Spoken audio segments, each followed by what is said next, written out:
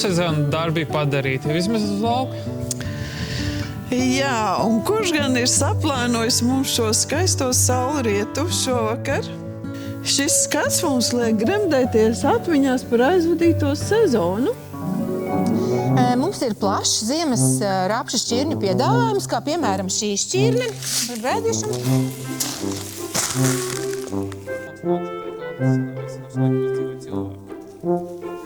Kas tas tāds?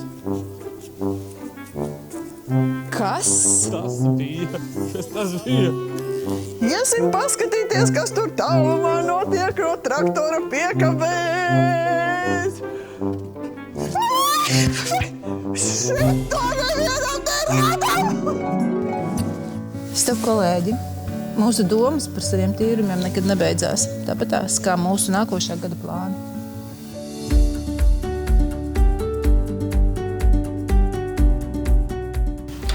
Un te ir atkal pasties. Čau, kolēģi! Labrīt! Čau! Čau!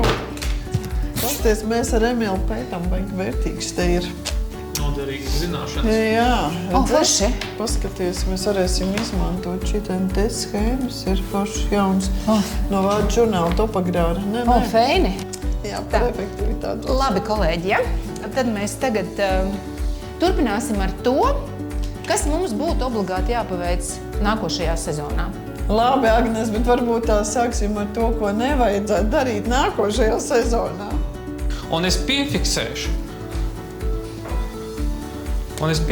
to, ka mēs goviem turpmāk neļausim dalīties savos novērojumos.